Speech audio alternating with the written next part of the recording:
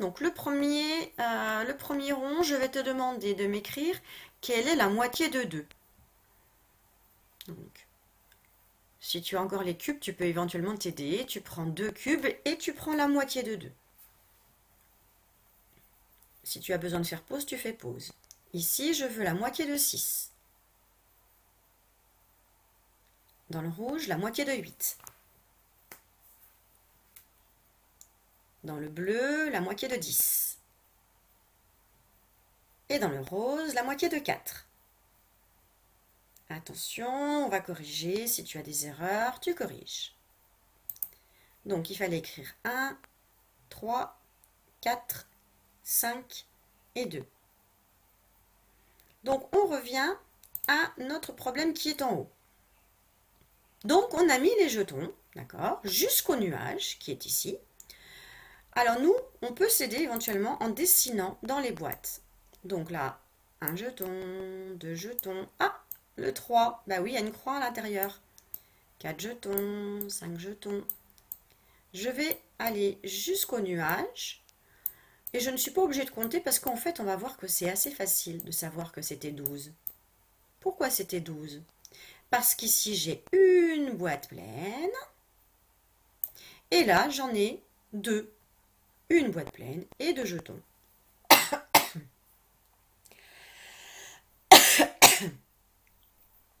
Toi aussi, tu peux dessiner les jetons et entourer la boîte pleine. Je vais continuer de remplir mes boîtes jusqu'au prochain nuage. Allez, on y va. Hop, hop et hop. Voilà, je suis en face du nuage. Alors, j'ai combien de jetons? J'ai une boîte pleine. Et après ma boîte pleine, j'ai tout ça. Ça fait combien ça? Ça fait un compartiment. Un compartiment, c'est 5 jetons. Et j'ai même pas eu besoin de les compter. J'ai même pas eu besoin de faire 1, 2, 3 jusqu'à 15. Juste en voyant qu'il y avait une boîte pleine et 5 jetons, je sais qu'il y en a 15. Je continue jusqu'au nuage d'après. Hop, hop, hop, hop et hop. Alors, est-ce que là j'ai une boîte pleine?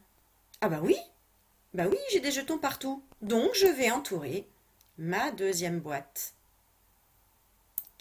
Ah, alors là j'ai combien de boîtes pleines? Bah, j'en ai une et encore une. Donc j'ai 2 boîtes pleines et à côté j'ai 0 jeton. Donc ça veut dire que tout ça, ça fait 20. 10 plus 10, ça fait 20. Donc toi aussi tu peux faire comme moi, écrire les mêmes nombres que moi. Maintenant, on va faire la même chose et je vais te laisser faire pause à chaque fois. Et toi, tu essaieras d'écrire le nombre dans le nuage. Donc, c'est parti. Donc, tu peux déjà faire comme moi. On va faire des jetons jusque dans le premier nuage. Voilà, ça y est, je suis arrivée au premier nuage. Combien j'ai de jetons ici? Regarde.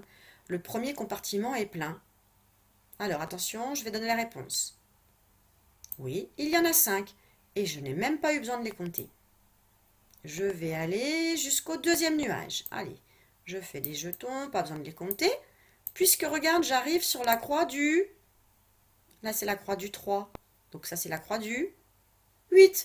Et ben voilà, même pas besoin de compter, je sais qu'il y en a 8. Je continue. Alors, combien j'ai fait de jetons? Ah mais regarde, cette boîte-là, elle est pleine. Et si j'ai une boîte pleine? J'ai combien de jetons dans une boîte? Mais oui, j'en ai 10. Une boîte pleine et 0 jeton, parce que pour l'instant, on en est ici, on n'en est pas à côté. Une boîte pleine et 0 jeton. Alors, le nuage d'après, il est là. Je m'arrête. Alors, je suis dans quelle position ici? Déjà c'est facile parce que ça c'est 10. Ça veut dire que celui d'après, logiquement, c'est 11. Pourquoi ça serait 11? Parce qu'il y a une boîte pleine et un jeton à côté. Alors je rappelle qu'on ne dit pas 10, 1, hein, on dit 11. Ce n'est pas un nombre facile, c'est un nombre caché. Je vais jusqu'au nuage d'après. Alors, j'ai, oui, une boîte pleine Et j'ai combien de jetons à côté? Bah, c'est la croix du 3. Donc, cela fait 13. Si je recompte mes jetons, j'en ai bien 13. 1, 2, 3, 4, 5, 6, 7, 8, 9, 10, 11, 12, 13. Et je ne les ai même pas comptés. J'ai trouvé que c'était le 13e, mais sans compter. Allez, je vais jusqu'au nuage d'après. Bon, alors ici, je vois qu'il y a une boîte pleine. Et j'ai combien de jetons dans la deuxième boîte? Là, je sais que j'en ai 5 et 1, ça fait 6. 5 plus 1, ça fait 6. Oh, il est un peu gros mon 6. Je continue jusqu'au nuage suivant.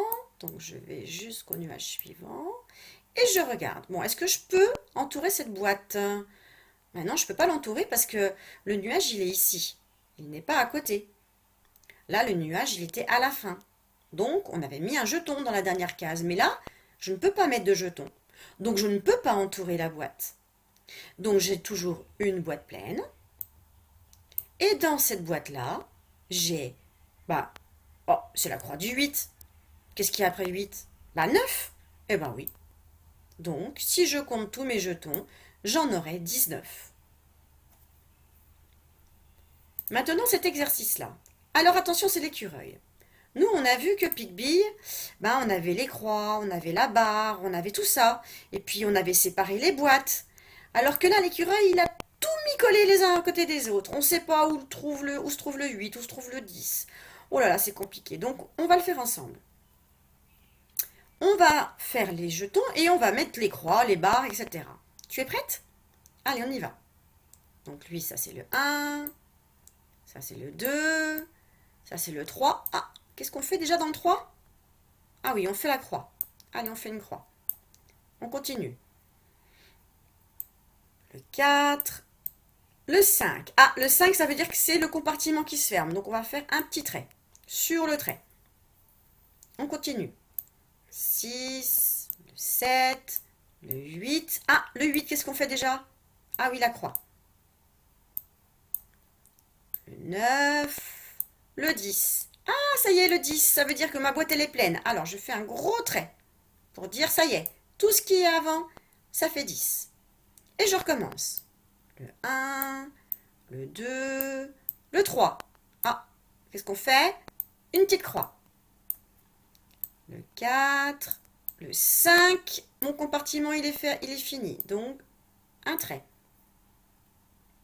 Le 6, le 7, le 8, une croix. Et puis, ben, on s'arrête parce que le dernier nuage, il va là. Bon, alors maintenant, il faut qu'on sache qu'est-ce qu'on va mettre dans les nuages.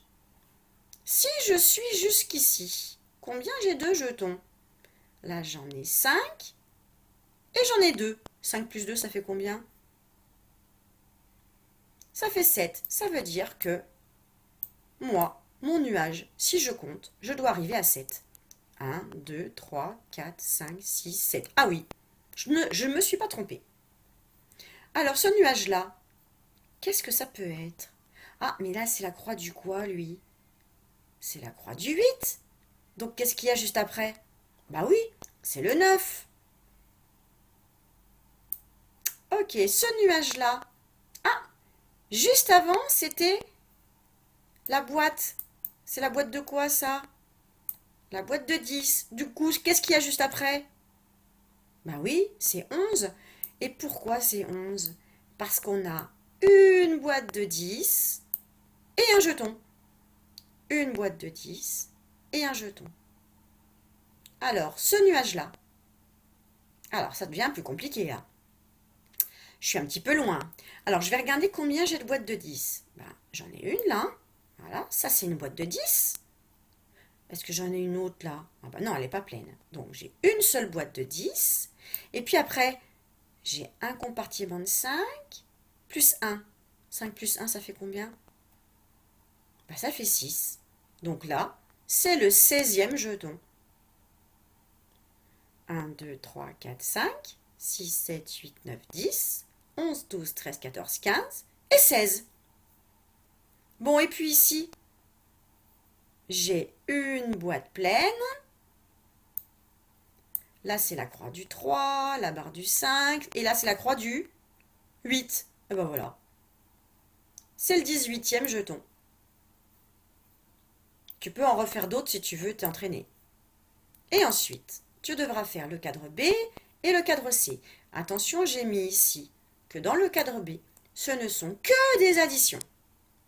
Puisque ce sont des additions, tu peux entourer le plus grand nombre. Tu te rappelles, il vaut mieux avec les doigts commencer par faire le plus grand nombre. Je fais 7 doigts et j'en ajoute que 2. C'est facile. Alors que si je fais 2 doigts et que je dois en ajouter 7, alors déjà c'est beaucoup, puis on risque de se tromper. Donc on peut entourer à chaque fois le plus grand nombre. Et commencer par faire le plus grand nombre avec les doigts. Parce que ce sont des additions.